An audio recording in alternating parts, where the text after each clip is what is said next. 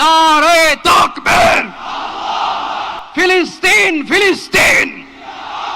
এটি কোনো ঈদের জামাত কিংবা সাপ্তাহিক শুক্রবারের নামাজের দৃশ্য নয়। শনিবার মার্চ ফর গাজায় অংশগ্রহণকারীদের নামাজের সময় হয় রাস্তায় আদায় করলেন জোহরের নামাজ। দেশের বিভিন্ন স্থান থেকে লাখো মানুষ যোগদান করেন মার্চ ফর গাজা কর্মসূচিতে। নেতানিয়াহুর ফাঁসি, ফিলিস্তিনকে স্বাধীন রাষ্ট্র ঘোষণা, ইসরায়েলি পণ্য বর্জন সহ নানা দাবিতে ফেস্টুন প্লেকার্ড হাতে স্লোগান দেন অংশগ্রহণকারীরা। আমাদের এক ভাই আঘাতপ্রাপ্ত হলে আমাদের অন্তরে ব্যথা লাগে। আজকে ইমানের দাবি পূরণ করার জন্য আমরা সকলে মার্চ ফর যে গাজা এই প্রোগ্রামে আমরা অংশগ্রহণ করেছি। আমরা ফিলিস্তিন স্বাধীন চাই এবং এই যুদ্ধ বন্ধ চাই। বাংলাদেশের ঐতিহাসিক দিন, সকল পথ আর শরৎ উদ্যানে নিহিত হয়েছেন লাখো জনতা।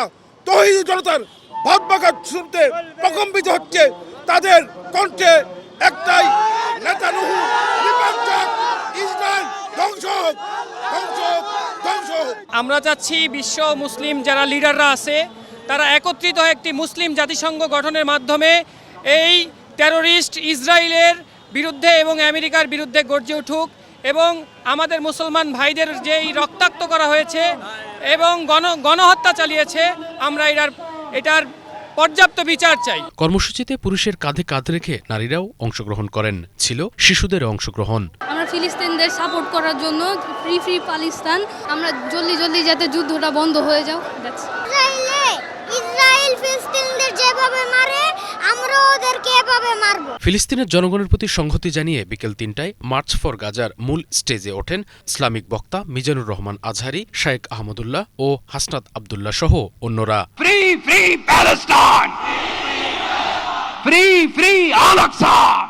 জনতার মহাসমুদ্রে উপস্থিত হয়ে আমরা বুঝতে পেরেছি আজকের এই মহাসমুদ্র, জনসমুদ্র ফিলিস্তিনের প্রতি, আল আকসার প্রতি বাংলাদেশের জনগণের ভালোবাসার বহিঃপ্রকাশ। যে কোনো অপ্রীতিকর পরিস্থিতি এড়াতে পুলিশের পাশাপাশি র্যাব, সেনাবাহিনী, বিজিবি সদস্যদের দায়িত্ব পালন করতে দেখা গেছে। এছাড়া সাদা পোশাকের পুলিশ ও গোয়েন্দা বাহিনীর সদস্যরাও দায়িত্ব পালন করেন। সোহরাওয়ার্দী উদ্যানের চারপাশের এলাকা এবং শাহবাগ, ঢাকা বিশ্ববিদ্যালয়, মৎস্য ভবন, দোয়েল চত্বর সহ পুরো এলাকায় মাইক লাগানো হয়। শুভ ইসলাম, বাংলা ভিশন, ঢাকা।